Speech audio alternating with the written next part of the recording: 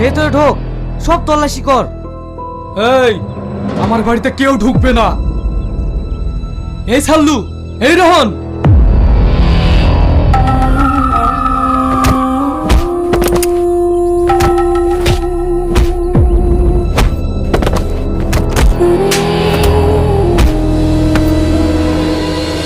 এই, আমার বাবাকে কে মেরেছে বল। আমি মেরেছি স্যার, আমি মেরেছি। সালমান মাকে কে মেরেছে বল। আমি মারিনি স্যার, সত্যি করে বল কে মেরেছে। আমি। নমস্কার, ভালো আছেন তো সবাই? হ্যাঁ হ্যাঁ, আমরা সবাই ভালো আছি।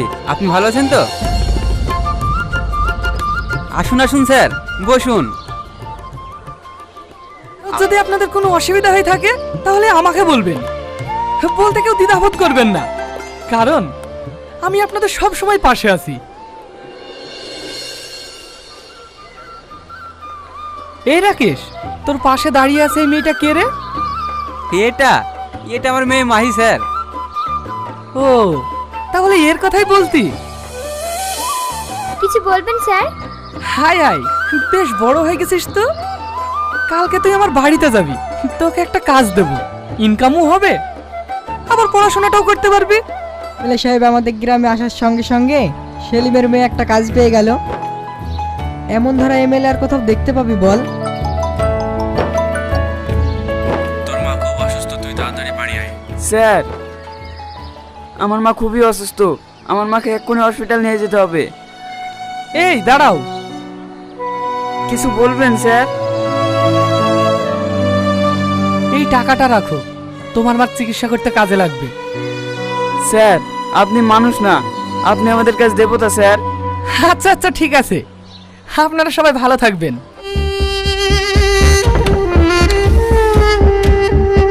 আরে মাহি, হাই আয় আয়, তোর জন্যই তো বসে আছি। স্যার, আমাকে এখন কি করতে হবে? তেমন কিছু নয়, আমার পাশে বসে আমায় একটু সেবা করবি। এ আপনি কি বলছেন স্যার?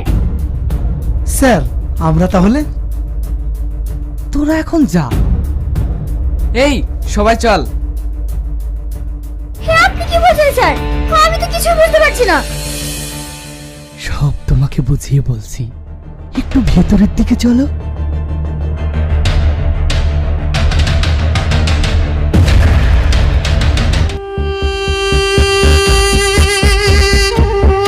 এই রোহন, এই সাল্লু। হ্যাঁ বলেন দাদা, কি বলছেন? তেমন কিছু না, মেয়েটা মারা গিয়েছে। তাহলে এখন কি করবেন দাদা? মেয়েটাকে নিয়ে গিয়ে রোডে ফেলে দিয়ে আয়, সবাই ভাববে অ্যাক্সিডেন্টে মারা গিয়েছে। ঠিক আছে দাদা, তাই হবে। কি হলো সালমা, এইভাবে দৌড়াচ্ছিস কেন? কি হয়েছে? রানীমা, এমএলএ সাহেব আবার একটা অঘটন ঘটে ফেলেছে। আজ আবার কি করলো? গ্রাম থেকে যে মহিলাটা এসেছিল না, এমএলএ সাহেব থেকে করে ফেলেছে। এই তুই কি বলছিস? আর কাউকে যেন বলিস না, ও মানুষ না, ও তোকেও খুন করবে। তুই যদি পথটা দেখে শুনে পার হতিস তাহলে তোর অ্যাক্সিডেন্ট হতো না রে মা। আমি এখন কাকে নিয়ে থাকবো রে মা?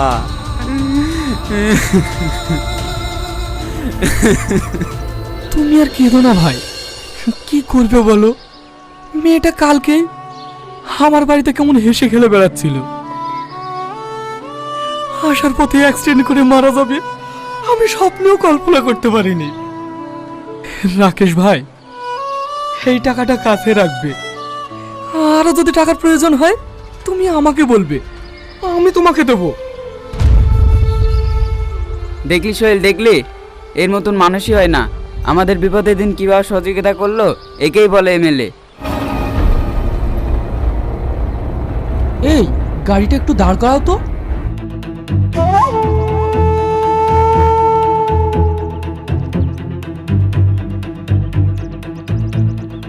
এমএলএ সাহেব তোমাকে একটা কাজ দেবো বলেছি, করবে না? হ্যাঁ, কেন করব না? রোজ রোজ এই চায়ের দোকান চালাতে একদম ভালো লাগে না। তাহলে চলে এসো আমাদের সঙ্গে। এখনই যেতে হবে? এই ভালো কাজটা হাতছাড়া হয়ে গেলে কিন্তু আর পাবে না। এমন কিছু নয়, গাড়িতে উঠে এসো, যেতে যেতে সব বলছি।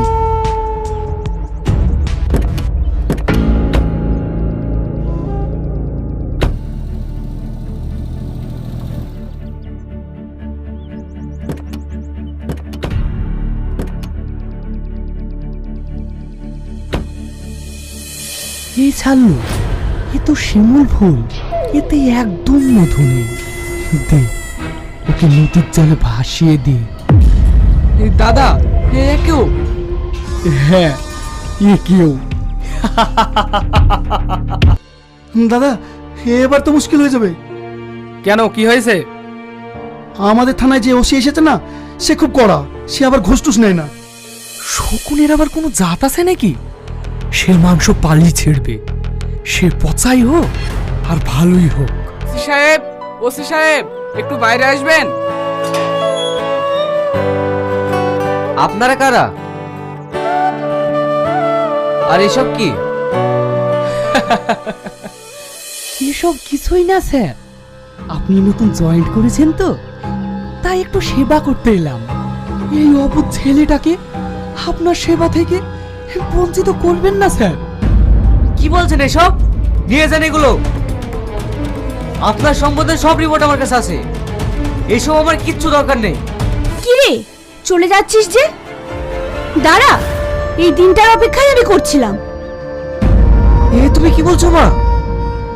তুই একে চিনিস না, একে সবাই ভগবানের চোখে দেখে, কিন্তু এ একটা পাক্কা শয়তান।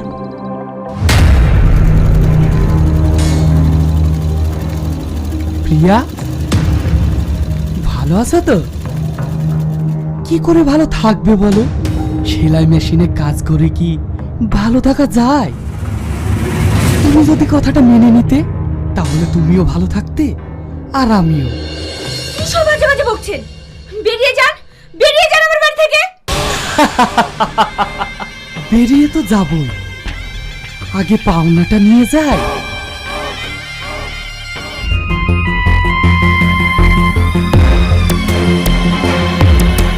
মা, মা, ও মাটা, আমার আগে ছেড়ে দাও, আমার আগে ছেড়ে দাও। সর এখান থেকে।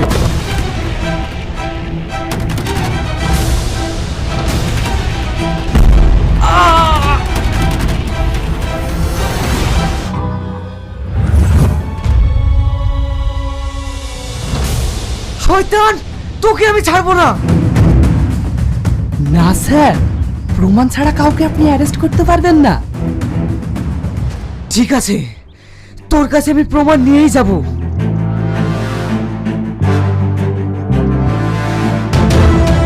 তুমি কিন্তু পাপের সীমা ছাড়িয়ে যাচ্ছ, তবে একটা কথা মনে রেখো, পাপ কিন্তু বাপকেও ছাড়ে না। রানীমা, আপনাকে এর মধ্যে থাকতে হবে না, আপনি চলুন আমার সাথে, এখনো সময় আছে, নিজেকে শুধরিয়ে নাও। চল সালমা। সেদিন যখন ওর বাবাকে গাড়ি চাপা দিয়ে শেষ করে দিলি, তখন যদি ওই ছেলেটাকে শেষ করে দিতি, তাহলে আজকে আর আমাকে এই যন্ত্রণাটা ভোগ করতে হতো না। এই দাদা, আপনি শুধু আমাকে একবার অর্ডার দিন, ওই শালা ওসিকে আমি দুনিয়া থেকে সরিয়ে দেবো। সে তো দিবি। মেশিনপত্র সব ঠিক আছে তো? বিদেশ থেকে আরো মেশিনপত্র অর্ডার দিয়েছি, সেগুলো সব যত্নে রাখবি। ও হচ্ছে পুলিশের জাত, ওকে লাগতে হলে তৈরি হয়ে লাগতে হবে। কি গো সালমা, আজ আবার কি রিপোর্ট নিয়ে আসলে? জানেন স্যার, ওই এমএলএ লোকেরা আপনাকে মারে ষড়যন্ত্র করছে। ইয়ে, তুমি কি বলছো সালমা?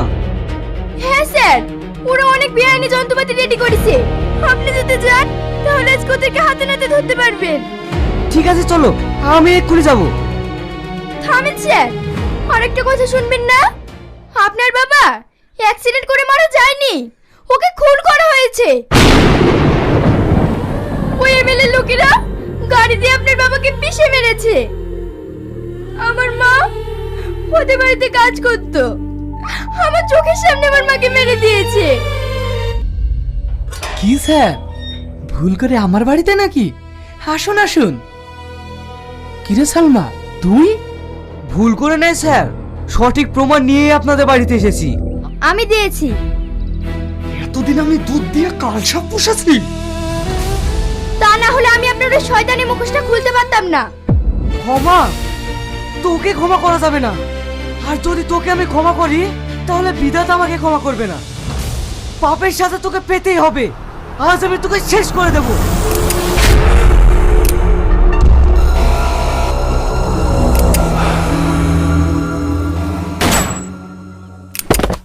তোমাকে বলেছিলাম না, পাপ কখনো চাপা থাকে না, তার সাথে তোমাকে পেতেই হবে। মা, আমি পেরেছি। তোমার হত্যার প্রতিশোধ নিতে আমি পেরেছি। আমি যতদূর পারবো তোমার সাজা কমানোর চেষ্টা করব। আর তুমি যতদিন না আসছো আমি তোমার অপেক্ষায় থাকবো।